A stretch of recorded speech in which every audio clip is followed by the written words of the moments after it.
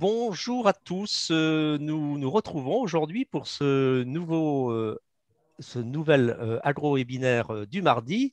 Alors, je voulais vous mettre une diapo, mais je me suis trompé de diapo. Donc, voilà. Non, ce n'est pas celle-là, c'est celle-ci.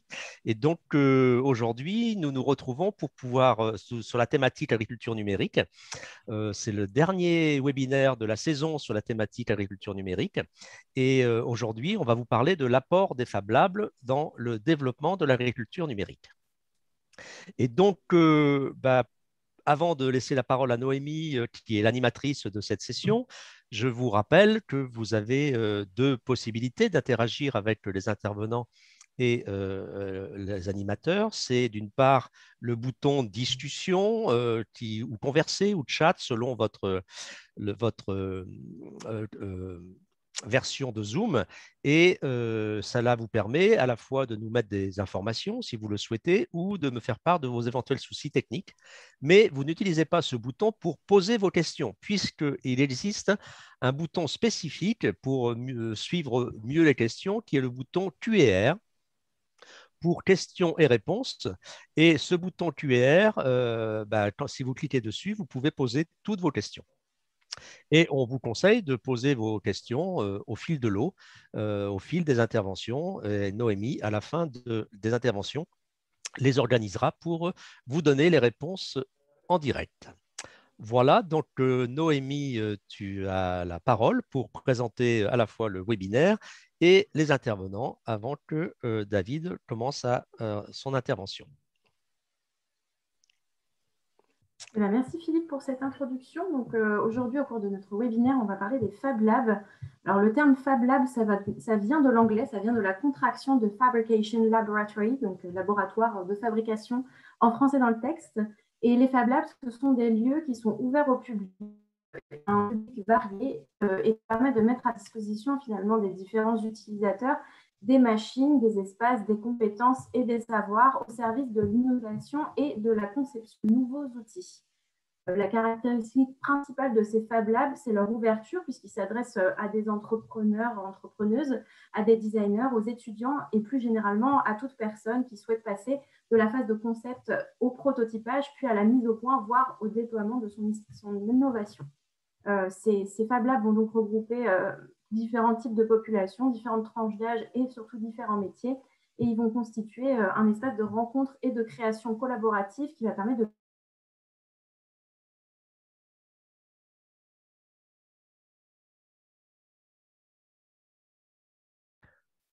Noémie, il y a des problèmes, il y a l'orage chez elle, donc je vais arrêter la vidéo pour voir si ça va mieux. Est-ce que Noémie, tu es revenue? petite coupure, car Oui, enlève ta vidéo, Noémie, c'est mieux, je Non, pense. là, c'est coupure d'électricité, Ah, d'accord. c'est l'orage, désolée. Donc, du coup, je disais donc qu'aujourd'hui, on allait s'intéresser à l'application de ces Fab Labs dans le domaine de l'agriculture, grâce à l'intervention de nos trois intervenants du jour, qui sont tout d'abord David Rizzo, qui est enseignant-chercheur en agronomie, data scientist à Unilassal Beauvais, et qui nous présentera les premiers résultats d'une étude bibliométrique qui a été menée autour de la notion de Fab Lab et de tiers-lieux pour l'innovation en agriculture. Ensuite, on passera à la présentation de Guillaume Père, qui est responsable du projet Vitilab au Vinipol Sud-Bourgogne et qui introduira ce qu'est le Vitilab et les objectifs en fait, de ce lieu qui est dédié à la création dans le domaine viticole. Et enfin, on passera à la présentation de Jean-Baptiste Puel, qui est maître de conférences en informatique, chargé de mission numérique éducatif à l'École nationale supérieure de formation de l'enseignement agricole, ou ENSFEA, et qui nous présentera le Fab Lab de l'ENSFEA et ses apports comme outil pour l'enseignement. Je vais laisser la parole à David. Est-ce que tu peux partager ton écran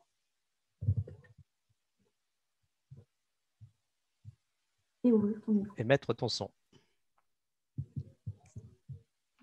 Bonjour à toutes et à tous.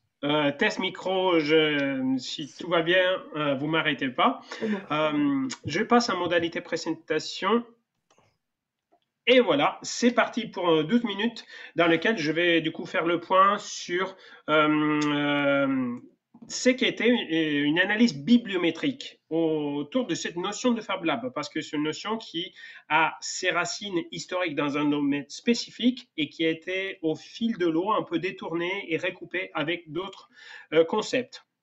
Je suis au passage je vais reprendre un peu le contexte et quelques définitions qui permettra de mieux comprendre pourquoi on s'est intéressé à ces tiers-lieux.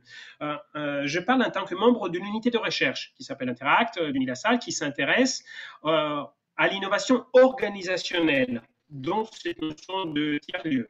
Je suis aussi membre de la chaire Agromachinisme et Nouvelles Technologies qui crée une interface entre l'académie au sens de recherche et formation et les entreprises de l'industrie. C'est ce que disait Noémie, les Fab Labs sont des lieux dans lesquels on fait converger ces multiples compétences dans une dimension ouverte.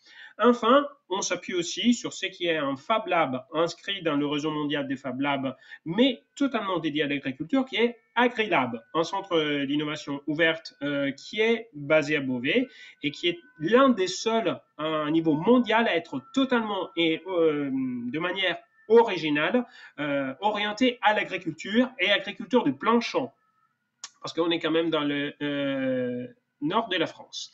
AgriLab est issu d'un investissement important des institutions territoriales, parce qu'on voulait créer ces tiers-lieux à l'interface, à la proximité d'un institut polytechnique, mais bien au champ, directement à proximité des lieux de test dans lesquels prototyper des machines de grande envergure, ce qui est une grosse différence par rapport à d'autres Fab Labs qui sont disponibles ailleurs et qui sont plutôt à proximité des centres urbains.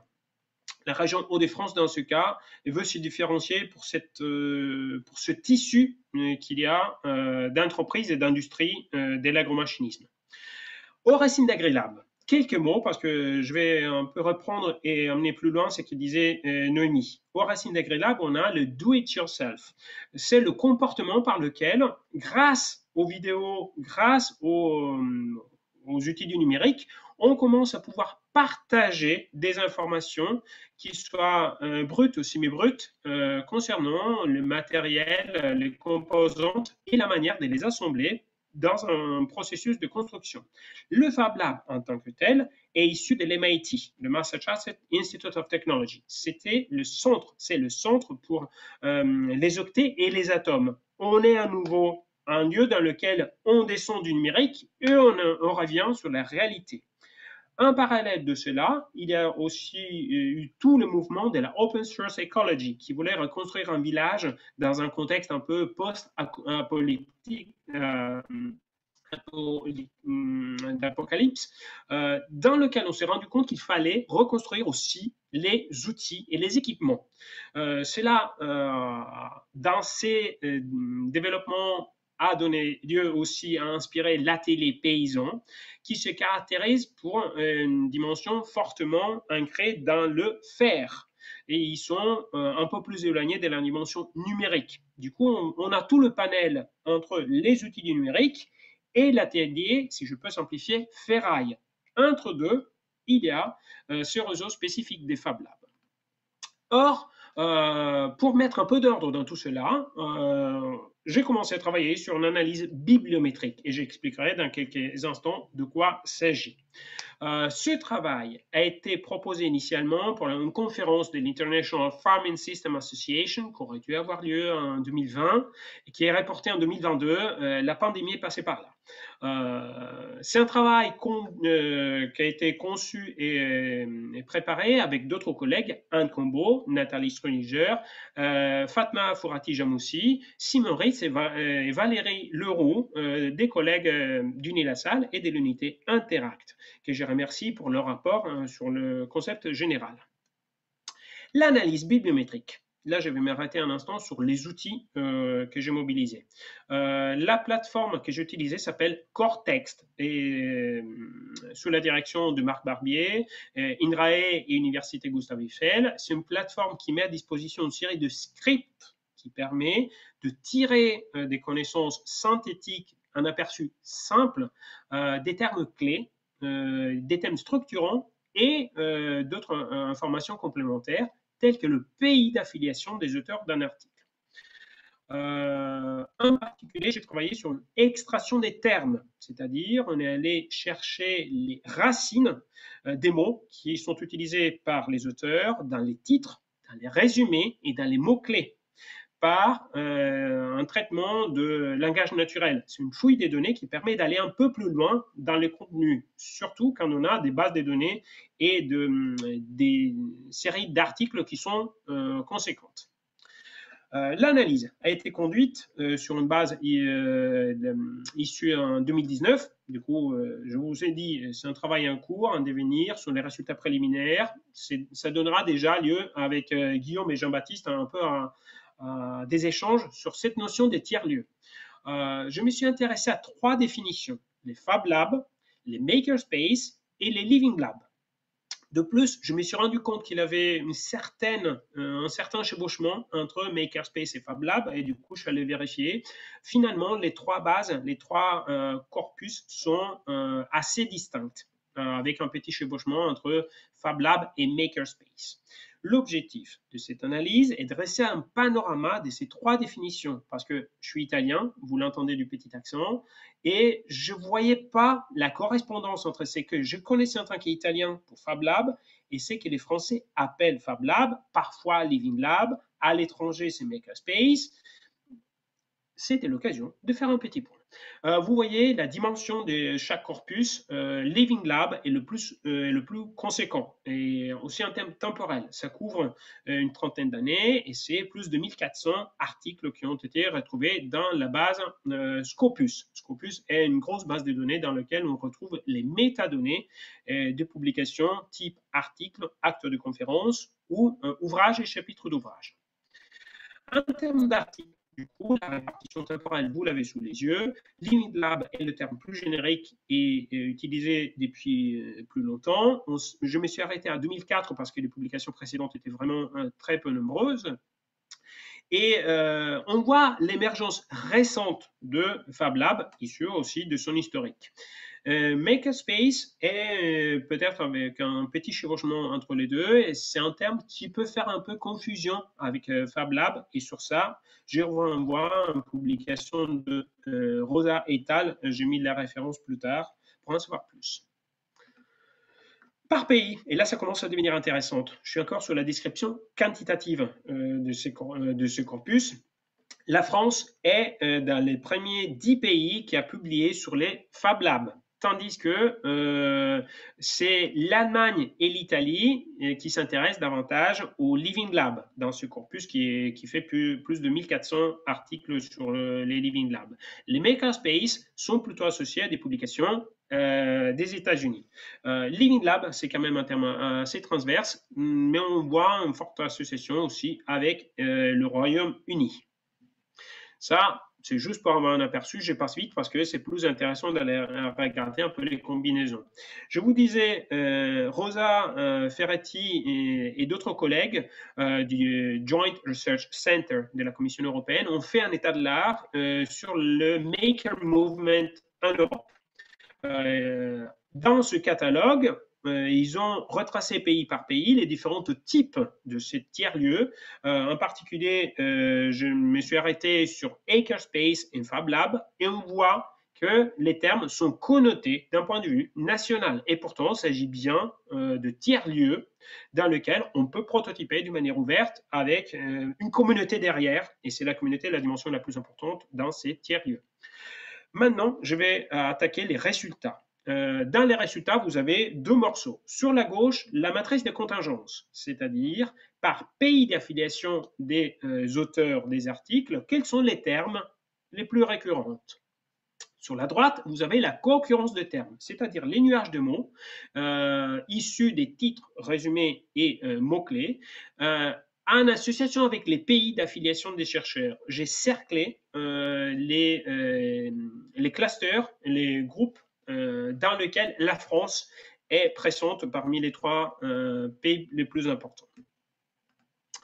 Si on se concentre sur les Fab Labs, on peut observer qu'il y a une forte corrélation si c'est un rouge, ou une corrélation négative si c'est un bleu plus foncé, en ce cas entre Finlande et fabrication digitale, ou bien entre la France et les tiers-lieux. Pour la France, dans les publications françaises, les Fab Labs sont des tiers-lieux. Par contre, on met moins l'accent sur la fabrication digitale, et on pourra y revenir sur cet aspect plus tard. On voit aussi qu'il y a des clusters dans lesquels la France apparaît, et quand on voit la littérature sur les Fab Labs, on retrouve la confusion avec les Lean Labs. L'innovation ouverte sont les termes qu'utilisait Kilkeman Yardeni et sur lesquels j'ai rebondi plus tard. Et on retrouve aussi la France avec les États-Unis et des publications de chercheurs venant du Maroc sur les imprimantes 3D, qui sont l'un des outils clés de ces tiers-lieux. Ensuite, si on va regarder les makerspaces, là, on retrouve pas la France dans les pays, tout est cohérent. On voit que c'est plutôt l'Australie qui est fortement corrélée aux espaces créatifs. Et on voit une certaine corrélation aussi avec l'Allemagne et les Fab Labs. À nouveau, dans la littérature émerge clairement le chevauchement entre tous ces termes-là. Raison pour laquelle, pour moi, c'est important de commencer à mettre un peu d'ordre. Au vu du temps qui passe, je préfère accélérer et vous donner aussi les résultats du Living Lab, qui est pour la France et associé aux personnes âgées. Ce qui peut être intéressant pour distinguer l'utilisation des termes. Et d'une manière intéressante, en Belgique, c'est plutôt associé à des publications sur les véhicules électriques. À retenir, du coup, les Fab Labs ont une occurrence positive significative avec des termes type tiers-lieu et Living Lab pour les chercheurs français. Tandis que les Finlandais et les Belges s'associent à des termes type Internet des objets et Fab Academy. Les makerspaces sont une littérature relativement plus récente et sont plutôt des espaces créatifs, notamment du point de vue des Allemands. Les Living Labs, par contre, pour les chercheurs français, sont associés aux personnes âgées, tandis que les chercheurs belges, on vient de le voir, les associent aux véhicules électriques. En conclusion, les Fab Labs émergent comme un modèle ouvert et innovant, orienté, c'est intéressant de regarder l'orientation aux agriculteurs. L'intérêt qui serait à creuser dans cette littérature et voir comment ils créent une interface avec des nouveaux modèles d'entreprise. En ce cas, je vous renvoie à une publication qu'on a fait sur un bootcamp réalisé à AgriLab. Pour conclure, en perspective, on voit bien que les Fab Labs sont des tiers-lieux dans un contexte d'interface entre entreprise et académie. On y reviendra avec Jean-Baptiste et Guillaume, portant sur l'innovation ouverte, qui peuvent accélérer l'émergence de solutions technologiques en adéquation aux besoins agricoles. Dans ce contexte-là, je conclus sur le fait qu'AgriLab, pour la deuxième fois, a accueilli une Fab Academy, ce qui permet du coup d'afficher les activités de ce Fab Lab dans le réseau mondial. Ce qui est intéressant, c'est que AgriLab commence à mettre dans ses réseaux de manière explicite les sujets agricoles. C'est une grosse nouveauté en termes d'ancrage de cette innovation ouverte portant sur un réseau qui passe plutôt par le numérique. Sur ça, j'en ai conclu. Je vous remercie et on passe aux questions et aux collègues pour les autres apports. Merci David pour ta présentation. Je vous rappelle que l'onglet Q&R est disponible si jamais vous voulez poser vos questions aux intervenants. Je passe la parole à Jean-Baptiste Puel qui va nous faire le pont pour nous parler justement du Fab Lab de l'ENSFEA et du coup de son utilisation dans le cadre de l'enseignement. Jean-Baptiste, je te laisse partager ton écran. On va mettre ton son, Jean-Baptiste. Voilà. J'ouvre mon micro et c'est bon. Et je rappelle mon diaporama en plein écran. Est-ce que c'est OK? Oui, ça a l'air. OK. Alors, non, tu n'as pas dû prendre ton bon écran là. Ah, flûte. Départage et repartage. Ouais, d'accord. OK. Désolé.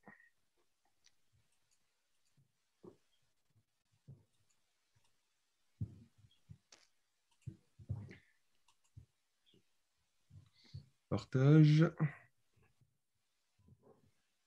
Hop. Ah, je suis vraiment désolé. Ça arrive, c'est les aléas du direct. Est-ce que cette fois c'est bon? Non. Non. Le test a pourtant fonctionné du premier coup, donc on était rassurés. Mais oui, absolument.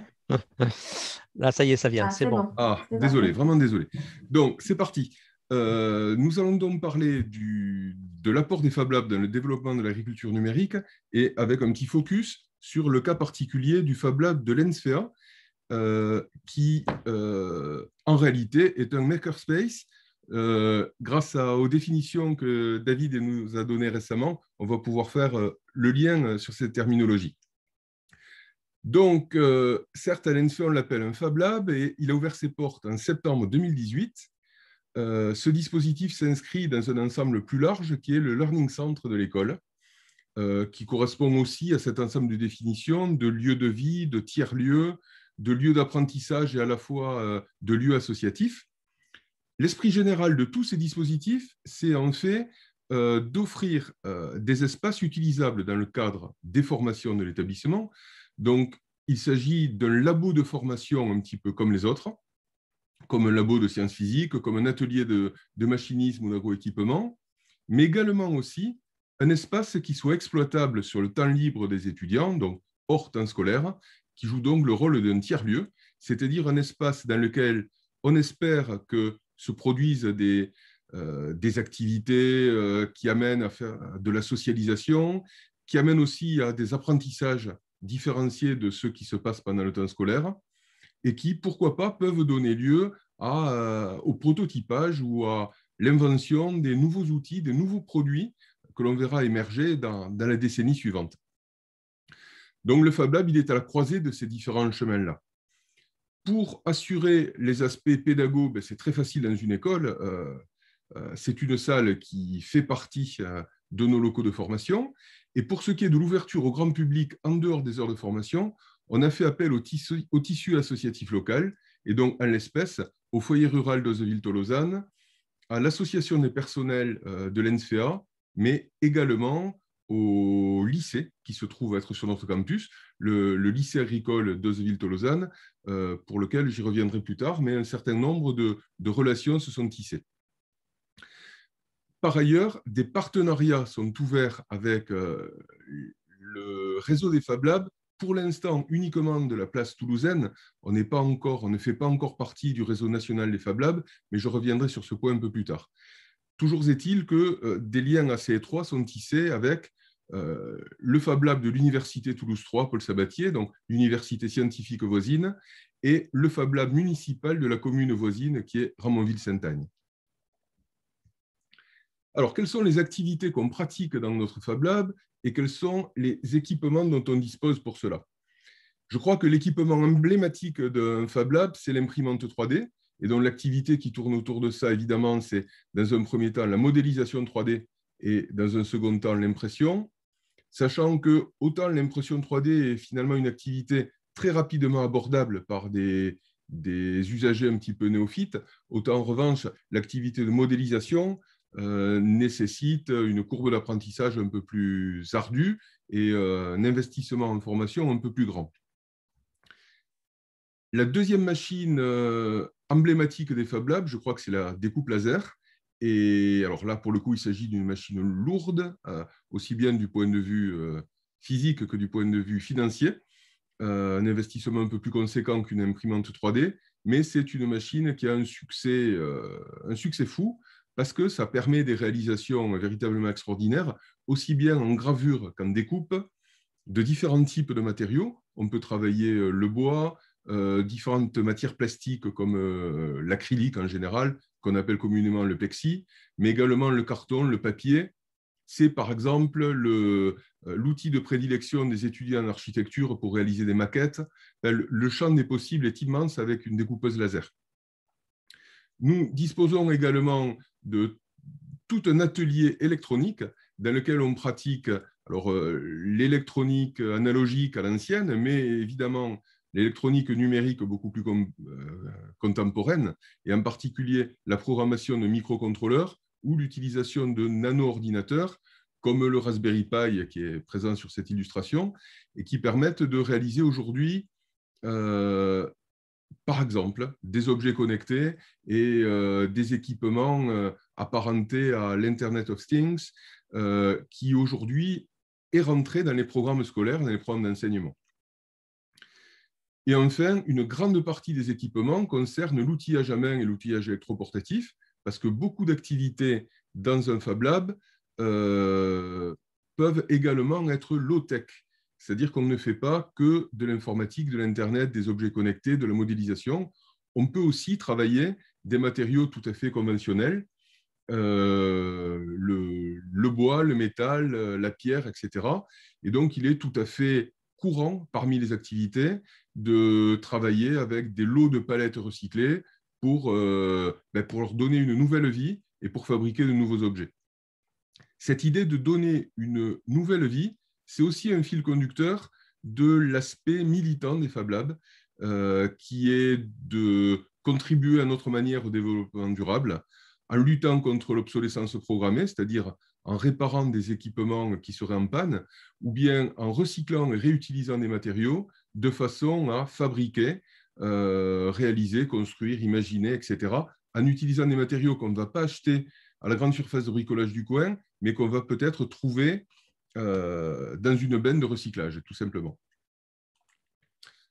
Alors, pour le plaisir, quelques petits exemples de réalisation. Le premier exemple, c'est quelque chose qui peut parler à nos collègues, les profs d'agroéquipement et de machinisme, donc un train d'engrenage qui réalise un réducteur mécanique, une maquette de serre automatisée. Donc là, on est dans le genre de prototype qu'on aime bien parce que ça utilise toutes les machines du Fab Lab.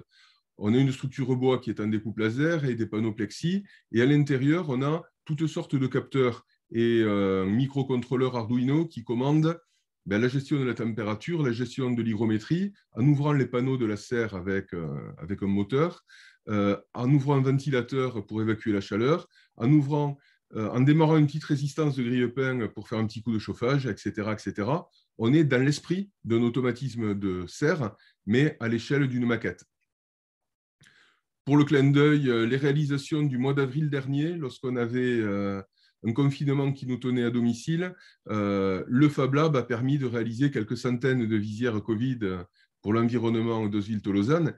Et par exemple, ça c'est le petit clin d'œil solidaire de l'enseignement supérieur agricole, ça a permis à nos collègues de l'école vétérinaire de réaliser de grandes séries de visières Covid pour pouvoir ouvrir les cliniques vétérinaires pendant la période de la pandémie. Sur le côté droit de la diapo, un oiseau effaroucheur. Alors ça, c'est un projet d'étudiants, enfin de professeurs stagiaires de l'enseignement agricole, parmi lesquels vous connaissez certainement les professeurs d'éducation socioculturelle, dont on reconnaît la patte dans cette production, parce qu'il y a un aspect imaginatif et artistique. En fait, l'objet que vous avez là, c'est un oiseau effaroucheur qui a vocation à prendre son utilité sur votre cerisier pour éviter les ravages des moineaux qui viendraient dévorer vos cerises. Vous avez là un oiseau équipé d'un détecteur de présence, donc il va détecter les atterrissages de moineaux dans le cerisier, et quelques automatismes destinés à les effaroucher, en particulier un bec motorisé qui claque très bruyamment, des yeux équipés de LED qui clignotent, et puis le cœur de la bête, c'est un haut-parleur qui envoie alternativement et aléatoirement des cris de rapaces. Donc la buse, le faucon et autres milans qui sont censés faire peur aux moineaux. Bon, donc vous voyez qu'on est à la fois à la croisée de la création artistique et du clin d'œil agricole, même si évidemment ce n'est pas un objet qui est destiné à prendre sa place en extérieur. Mais c'est malgré tout le type de création un petit peu imaginative pour laquelle on encourage nos étudiants à plancher et au passage à apprendre le fonctionnement des différentes machines dont dispose le Fab Lab. Et donc, on arrive finalement au cœur de notre question.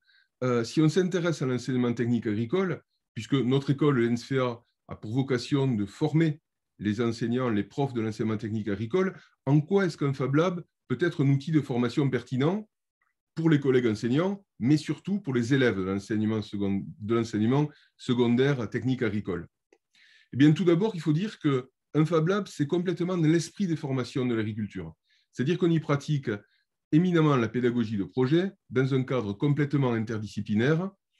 S'il doit y avoir évaluation de ce qu'on réalise, ce sera forcément une évaluation intégrative, puisque c'est le produit fini qui nous intéresse et qui mobilise un grand nombre de compétences. L'apprentissage se fait beaucoup par les pairs, Et du coup, au vu de toutes ces qualités, il s'agit de projets qui sont soutenus de façon très volontariste par l'inspection de l'enseignement agricole. C'est pertinent par rapport au référentiel de formation de la plupart des classes d'enseignement agricole, de la seconde jusqu'au BTS, mais aussi dans de nombreuses disciplines autres que l'informatique, par exemple la physique-chimie, les maths ou l'agroéquipement. Du coup, dans cette optique-là, l'ENSFA a développé un modèle transposable de création de Fab Lab qui comporte donc l'idée d'un équipement progressif sur plusieurs années, avec un plan d'équipement, la montée en compétence d'une équipe et l'ouverture sur le temps associatif. Ce qui nous amène, par exemple, à créer pour l'année prochaine un hackathon des lycées agricoles qui est soutenu par la DGER, ça s'inscrit dans le plan Numéa, et qui aura pour finalité de faire plancher un certain nombre de classes sur des projets de type Fab Lab, on va dire, pour faire court, et de leur permettre de gagner des équipements comme des imprimantes 3D, par exemple. On va rajouter à ça le fait que les compétences acquises dans le cadre du Fab Lab, nous, on entend les certifier par le biais du dispositif Open Badge et qu'on entend aussi développer une posture militante qui est, on l'a dit, le recyclage et le développement durable. Tout ça répond à une mission forte de l'enseignement agricole, le développement territorial, l'ouverture sur le territoire. Les projets de notre Fab Lab, et je vais en conclure rapidement avec ça, sur les 4 années qui arrivent, un complément d'équipement, puisqu'un certain nombre de machines nous manquent encore, et donc en particulier une fraiseuse numérique, qui est une machine un peu importante, et un objectif qui est d'accéder au statut de Fab Lab et ne plus se satisfaire d'être un makerspace comme on l'est aujourd'hui, c'est-à-dire intégrer la liste de la Fab Foundation, ce qui nécessite de passer par les différents attendus en termes d'ouverture au public, de respect de la charte, de présence de tous les équipements requis, et ça nous permettra de participer au réseau global des Fab Labs. Et on entend investir de nouveaux domaines, essentiellement dans le cadre de la robotique, des drones et de la géolocalisation GPS-RTK. Voilà, merci beaucoup de votre attention et je vais relâcher mon partage d'écran. Merci Jean-Baptiste pour cette présentation. Donc, pareil, vous avez toujours accès à l'onglet Q&R pour poser vos questions à nos intervenants. Et je vais finir par passer la main à Guillaume Père qui va nous parler du Vitilab qui vient d'être créé, enfin qui a été créé il y a peu de temps sur le Vinipol Sud Bourgogne. Guillaume, je te laisse partager ton écran. Bonjour à tous. Est-ce que vous voyez mon écran ? Très bien. Voilà, parfait. Et le son aussi, tout est parfait. Bonjour, donc Guillaume, je suis conseiller donc, à la Chambre d'agriculture et animateur donc, du Vitilab à Davaillé. Alors, ce projet vient de naître. On a accès aux locaux depuis une dizaine de jours. Il a été en incubation plusieurs années. Il répond à un besoin de la filière sur la transition numérique et robotique. C'est un projet qui a été aussi fortement inspiré par un projet qui a eu lieu plus au sud, à Montpellier, le MAS numérique. Et l'objectif, c'est vraiment d'être dans la transition. Alors, aujourd'hui, on se revendique tiers-lieu. Après toutes les définitions de David, je ne sais plus comment qualifier le Vitilab. Alors, je vais vous le présenter, puis David nous dira comment il l'interprète. Tout d'abord, Vitilab s'est intégré à une structure qui s'appelle le Vinipol Sud Bourgogne. Sud Bourgogne, c'est un regroupement de la Chambre d'agriculture, du Conseil départemental et du Bureau interprofessionnel des vins de Bourgogne. Vinipol Sud Bourgogne travaille sur 4 axes, le changement climatique, le matériel végétal, les expérimentations viticoles et œnologiques et le numérique et robotique via l'extension Vitilab. Le Vitilab s'inscrit dans un réseau de tiers-lieux au niveau régional, mais on travaille aussi au niveau national, en réseau, par exemple avec AgroSud Dijon, avec le QM de Belfort, avec le MAS numérique et bien d'autres. Là, c'est le projet de l'architecte, et puis là, c'est la photo que j'ai prise il y a 5 minutes. Voilà, donc on est sur on parlait de réemploi, on est sur un projet de réemploi. Ce sont des containers à bateau qui ont été redécoupés, réaménagés pour créer cet espace. De façon très synthétique, le projet Vitilab repose sur 3 grands axes. D'être avant tout un lieu de test et d'expérimentation de solutions numériques et robotiques de la filière Viti, d'être un centre de ressources et de participer à la formation sur la thématique, mais aussi de favoriser l'émergence et d'être un lieu de coworking voilà, dans le secteur bourguignon. Alors, rapidement, pour vous présenter les différents axes, être centre de ressources pour le Vitilab, c'est de pouvoir avoir un lieu où les professionnels, les apprenants puissent venir pour s'informer et se former. On va mettre en route des journées Open Lab. On a déjà commencé des journées de formation, par exemple sur le e-commerce pour les agriculteurs. Voilà, l'objectif, c'est vraiment d'être dans cet accompagnement, mais aussi d'avoir un espace de showroom, de pouvoir aussi montrer du matériel. Voilà, du matériel de démonstration, des prototypes ou des applications et logiciels. Par rapport à l'espace de coworking, nous avons mis en place un lieu d'une 60aine de mètres carrés pour permettre de faire de l'idéation, de regrouper plusieurs types d'entreprises, de proposer aussi un lieu de travail aux apprenants, aux viticulteurs, aux agriculteurs. Et pour cela, on a aménagé donc le Fab Lab, le Vitilab, pardon, avec des salles de réunion, des écrans interactifs. On a aussi des dispositifs de réalité virtuelle et on a aussi à l'étage un petit Fab Lab que je vais vous présenter tout de suite qui nous permet d'avoir l'équipement nécessaire donc, pour prototyper. Là, vous avez les espaces de coworking qui sont donc au rez-de-chaussée, donc avec des flottes d'ordi sans ordi pour ceux qui travaillent avec des ordinateurs portables. Voilà un peu l'ambiance. On vient d'ouvrir les portes. On est vraiment dans le déballage. On a aussi une salle de visio avec de la visio au dernier cri, voilà, qui permet de faire des visios en réunion. Et à l'étage, on a alors c'est un tout petit Fab Lab, néanmoins qui est relativement bien équipé. On a de la découpe laser, une fraiseuse numérique, on a 2 imprimantes 3D et on a aussi un scanner 3D. Alors pour vous donner un exemple de ma première réalisation, je viens de scanner un diffuseur pulvérisateur en scan et voilà, je l'ai réimprimé à l'identique. Donc on est aujourd'hui sur du matériel qui est quand même très, très performant. Et le dernier axe, donc, qui est le test et l'expérimentation, là, on est plutôt dans le rôle du Vinipôle Sud-Bourgogne qui met à disposition ses compétences, où on va évaluer en grandeur nature tout ce qui est agriculture de précision, robotique, exosquelette, application smartphone. Et notre rôle est aussi d'accompagner les projets innovants, notamment auprès des professionnels. Donc là, on est plutôt sur l'organisation. On a un projet d'hackathon et surtout d'idéation avec des groupes de viticulteurs. Alors, pour finir, surtout sur des exemples, sur ce qu'on travaille vraiment actuellement au Vitilab, les 6 axes sur lesquels on travaille aujourd'hui, c'est la robotique, les drones, les applications, les actions de formation, les simulateurs et les outils d'aide à la décision et les exosquelettes. L'exemple de l'exosquelette, aujourd'hui, on est en test d'un exosquelette qui est issu à l'origine de l'industrie pour palettiser. Et on est clairement dans un réemploi ou un détournement d'usage avec la société qui le développe pour l'adapter aujourd'hui sur la filière viticole. Et on a de très bons résultats. On a validé la taille, le pliage des baguettes, les bourgeonnages. Et on va entrer dans la phase où on va essayer de le transposer par rapport aux opérations de montage d'outils viticoles et ensuite de travaux dans la cuve. Une application qu'on a développée cet hiver, qui est Agricivis, qui consiste à informer les riverains des opérations qui ont lieu en agricole, que ce soit dans les vignobles ou en agriculture. L'application est très simple, elle repose sur la géolocalisation du smartphone. Le viticulteur va pousser de l'information au riverain et le riverain va recevoir une notification, une pastille qui a une durée de vie limitée et qui va afficher les opérations à un temps donné. Si le smartphone du riverain est dans la zone de publication de l'information.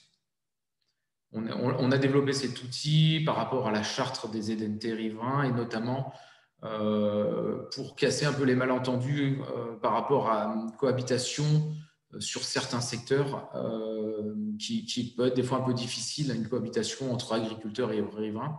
Et ça permet d'apporter de la fluidité et de l'échange. Une autre application, toujours dans la même tendance, c'est une plateforme d'information viticole qui est à destination des communes. que j'ai développé avec un développeur qui permet aux communes d'avoir un accès et d'avoir une information chaque semaine sur les opérations qui sont réalisées au sein du vignoble. On est aussi, donc on est un outil de professionnels, d'élus. Notre objectif, c'est vraiment de répondre à cette attente numérique et robotique. On est sur un projet de test d'application. L'objectif, c'est de recenser toutes les applis qui existent par rapport au monde, alors là, pour le coup, viticole, mais on va l'étendre à l'agriculture, et de faire le tri et de pouvoir proposer aux viticulteurs aujourd'hui les applis qui peuvent apporter une plus-value dans leur métier, mais aussi de faire le tri sur des applis qui pourraient leur créer de nouveaux besoins qui ne sont pas forcément nécessaires. Un autre projet sur le Vignipôle Sud-Bourgogne, donc à Davallé, on traite des milliers de plants de vignes à l'eau chaude chaque année pour assainir les plants, notamment par rapport au phytoplasme de la flavescence dorée.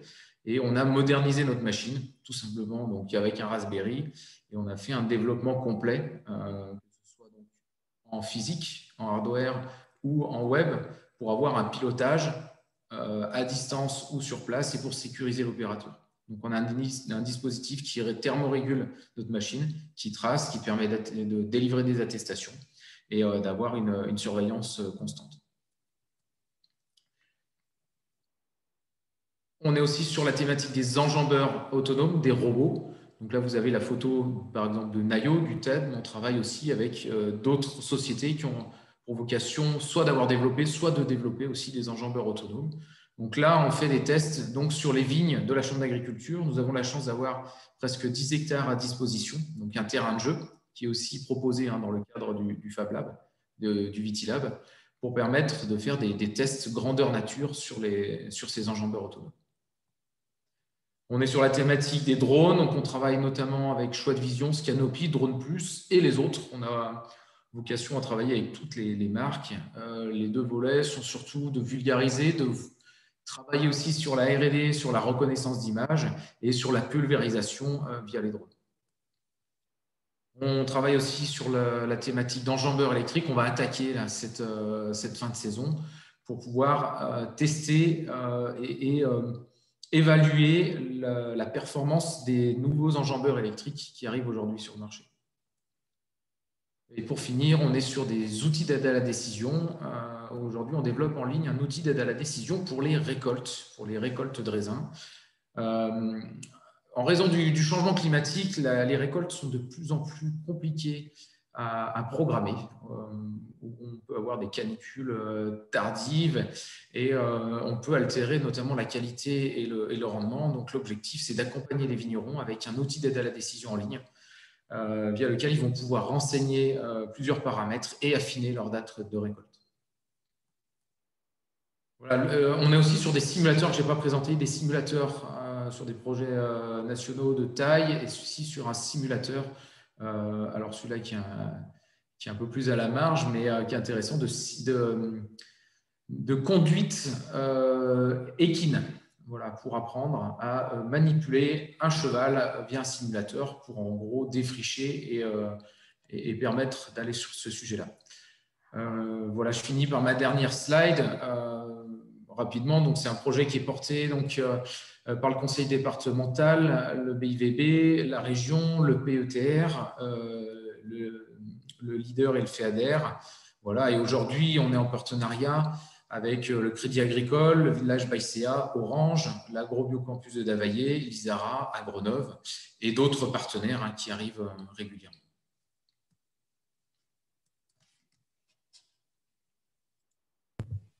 Merci. Présentation du Vitilab. Merci beaucoup pour cette présentation. Alors, on va pouvoir passer aux questions-réponses. Donc, n'hésitez pas, vous pouvez toujours poser vos questions dans l'espace Q et R. J'ai une première question pour David. Aurais-tu des exemples de projets menés à l'Agrilab et comment ces projets sont initiés? Donc, qui sont les porteurs? Est-ce qu'on peut faire une typologie de projets? Je remercie Bruno pour la question. Ce qui est intéressant, c'est d'être à cette interface entre les entreprises, les startups et l'académie, et les agriculteurs et les étudiants. Bref, il y a toute une communauté qui a commencé à travailler sur du RT calibre sont deux agriculteurs qui sont venus dans l'AgriLab pour constituer du coup une antenne en utilisant les réseaux libres de GNSS de correction des signaux de géolocalisation, en utilisant la possibilité de s'égarer avec le tracteur à l'intérieur. Il y a eu des projets avec Instaff Robotics, qui est une start-up de robotique pour la gestion logistique en pépinière, qui a engendré des projets avec les étudiants, qui va rouvrir avec la possibilité de collaborer avec d'autres start-up. Il y a des projets issus de la recherche, des outils de mesure de mécanique du sol, desquels maintenant les entreprises pourraient s'emparer pour l'amener au champ. Les projets, en gros, soit ils sont issus des interactions entre des entreprises et les étudiants, soit ils viennent directement d'étudiants qui souhaitent, dans ce milieu dans lequel aussi Jean-Baptiste disait, on a un terrain de jeu important, soit ils viennent d'agriculteurs qui s'approchent du milieu académique pour pouvoir bénéficier du coup de compétences un peu accrues et simples à attendre parce que c'est un lieu ouvert, comme disait Guillaume, c'est un lieu d'échange dans lequel on facilite la création d'une communauté. Je ne sais pas si ça répond à la question de Bruno. En synthèse, projet étudiant avec des entreprises, des agriculteurs et des interactions entre tous les membres de la communauté qui commencent à se constituer autour d'AgriLab. Merci David pour cette réponse. Alors j'ai une question qui est un peu plus générale. Je vais vous la poser à tous les trois et je vous laisse prendre la parole. Est-ce qu'on peut imaginer une coopération entre les Fab Labs sur le territoire français pour créer plus de dynamique et comment pourrait-on mesurer justement la dynamique que peut créer chaque Fab Lab dans sa région? Vous avez des éléments de réponse par rapport à cette question? Oui, je veux bien dire un mot sur cet aspect collaboration. C'est même, je dirais, un attendu. Ça fait partie de l'ADN des Fab Labs que de collaborer, et pas seulement au niveau national, mais même au niveau international. Cela dit, ça, c'est un vœu pieux. La question est comment est-ce qu'on procède pour collaborer? Et pour l'instant, j'ai l'impression, et peut-être que mes collègues vont apporter un rectificatif, mais j'ai l'impression que c'est vraiment le réseau humain qui fait beaucoup, dans le fait que les gens se connaissent, qu'ils connaissent les thématiques communes sur lesquelles ils travaillent et ce qui leur permet d'échanger. Tout à l'heure, on a cité l'exemple de Nayotech, qui est peut-être l'une des pépites des entreprises issues de la mouvance Fab Lab. En fait, c'est une pure création, leur produit, du Fab Lab Artilec de Toulouse, et à une période où, au fond, ils n'ont pas eu l'opportunité de collaborer avec d'autres Fab Labs. C'est depuis qu'ils ont pignon sur rue, qu'ils ont gagné en notoriété, que ces collaborations peuvent se passer, je pense. Et peut-être que mes collègues veulent compléter. Nous, on est tout neuf, mais je partage cette volonté de créer un réseau. Aujourd'hui, on travaille au niveau régional déjà pour réunir tous les tiers-lieux et puis pour avoir une dynamique en commun. Et c'est sûr qu'on est très favorable à une dynamique au niveau national. Et sinon, dans le réseau national duquel on parle, c'est-à-dire déjà les Fab Labs, ensuite les Makerspace, etc., il y a souvent des foires dans lesquelles on peut mixer, pas seulement le public agricole, mais tous les différents mondes qui tournent autour de ces lieux ouverts. Et il y avait une question de Pierre-André Maréchal, mais les Open Labs, on ne les a pas mentionnés. L'idée est que pour faire de l'innovation, il faut sortir des lieux dans lesquels on est. Alors, déjà, dans chaque institut, dans chaque lieu, on commence à créer des espaces qui sont ouverts à l'extérieur, et puis on suit l'élan, et on va rencontrer dans des foires déjà prévues à l'international ces gens-là. Ensuite, je pense à des choses qui fait, par exemple, Arvalis, par la création de réseaux d'échange de bonnes pratiques ou des concours ou des hackathons orientés à la robotique. Je pense aux robots olympiades qui ont été proposés au Cultural, auxquels, finalement, c'était des équipes venant des Fab Labs ou de Makerspace qui participaient. Et encore, il y a des expériences au niveau national, type Make It Agri, ou ce genre de concours dans lequel c'est important la dimension challenge, parce que ça met une limite temporelle. Ce qui est intéressant de tous ces lieux-là, c'est mettre une limite temporelle qui booste l'innovation et qui implique à faire des choix, parfois, qui permet d'aboutir à des prototypes. en synthèse, il y a des foires nationales et internationales dans lesquelles croiser du monde. 2, concours hackathon avec des échanges temporels bien décrits peuvent accélérer un prototypage qui peut faire objet d'échanges avec d'autres. Merci à vous trois pour ces petits éléments de réponse. Je vais passer sur des questions. Peut-être, je pense qu'elles s'adressent plus à Guillaume. Alors, j'ai 2 questions que je vais relier ensemble. Vous êtes combien dans le Vitilab et quel financement est mobilisé pour organiser les différents projets qui sont portés par le Vitilab? Alors, je suis l'animateur du Vitilab. J'ai un développeur qui travaille en prestation sur les projets qu'on suit. Et ensuite, il y a 4 autres personnes qui travaillent en transversalité avec moi sur le projet du Vitilab.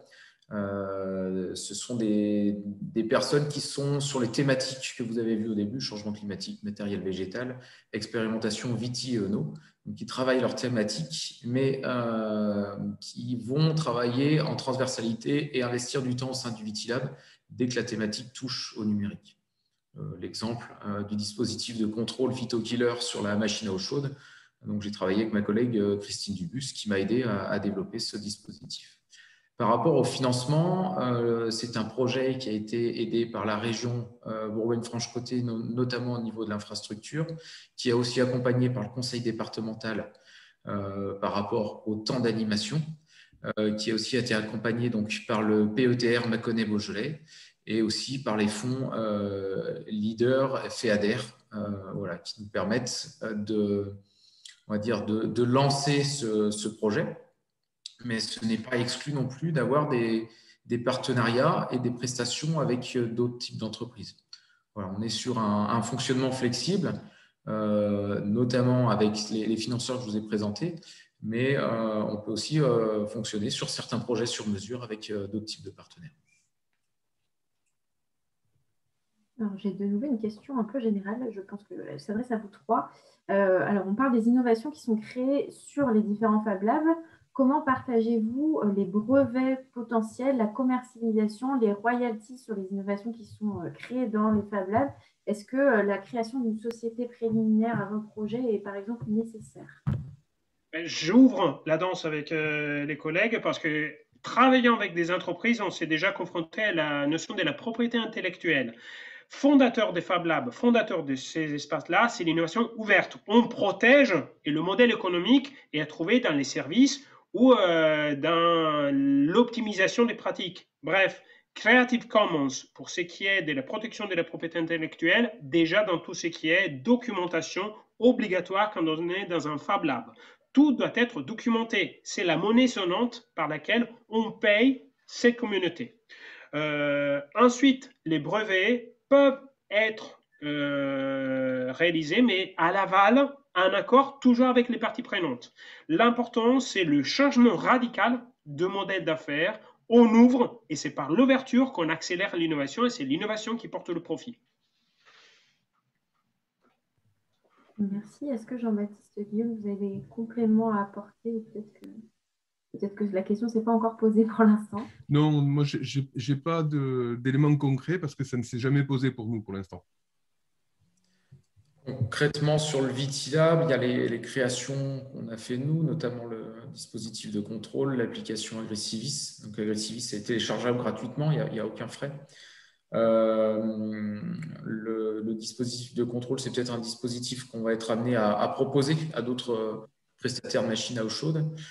Donc, il y a les créations, on va dire, Vitilab. Après, on est, une fois de plus, on est assez ouvert et je pense qu'il y aura différents types de mise à disposition ou de protection des brevets, des innovations. Ça peut être des choses qui soient proposées en open source. Ça, c'est comme une volonté du Vitilab, d'avoir des innovations proposées en open source pour les agriculteurs. Ensuite, voilà, ça dépendra vraiment des projets en cours et de ce qui en découlera. Différents modèles possibles. J'ai une question ciblée pour Jean-Baptiste en ce qui concerne la formation des étudiants. Donc, dans le cadre du Fab Lab, y a-t-il un avantage à utiliser Python plutôt que R?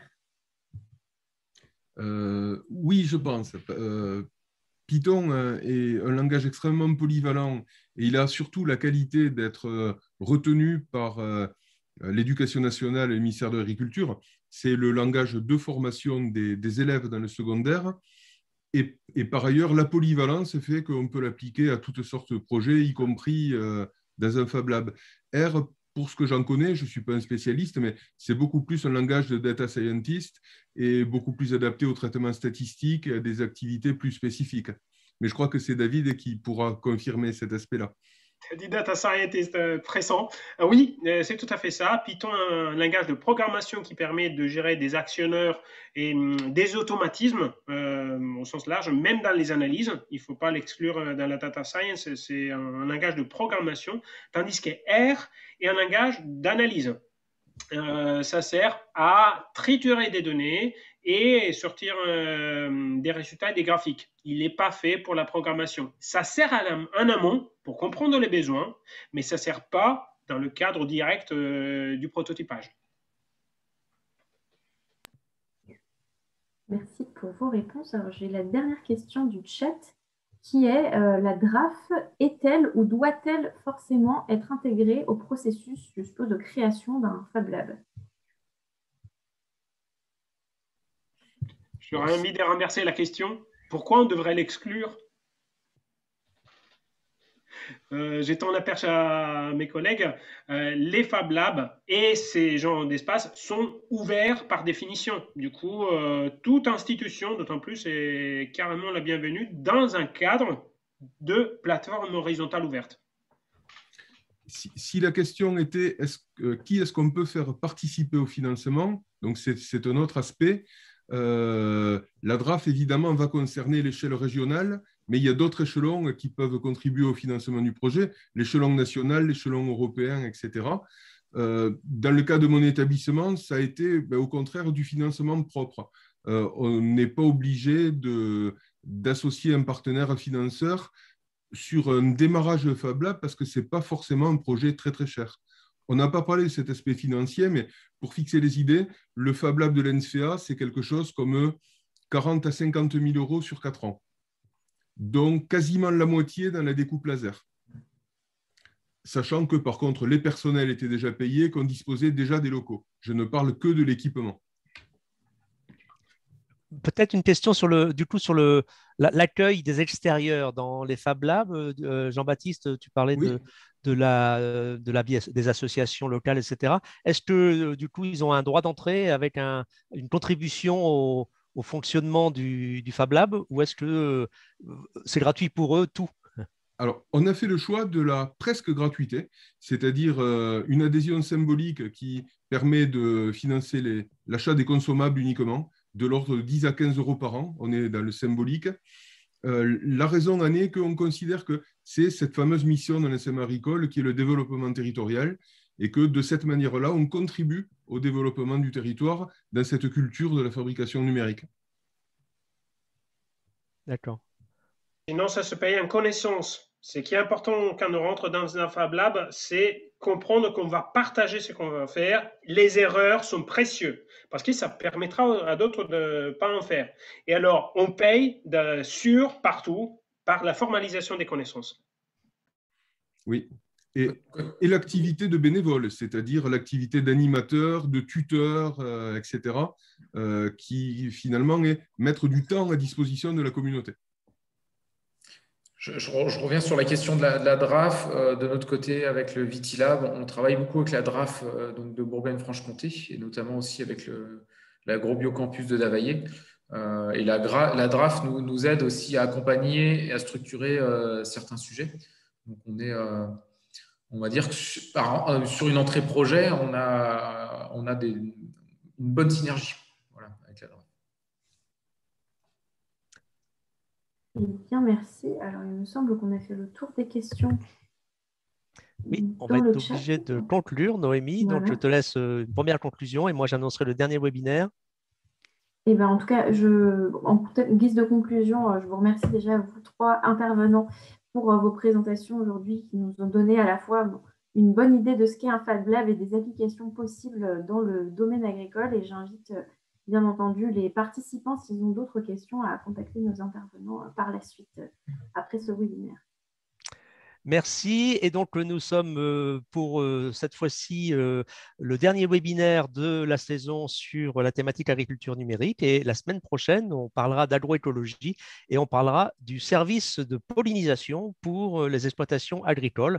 Et donc, du coup, vous imaginez qu'on parlera abeilles. Je vous souhaite à tous une belle semaine et puis eh bien, à la semaine prochaine pour ceux qui seront intéressés par le prochain webinaire. À bientôt. Au revoir. Au revoir. Au revoir. Au revoir.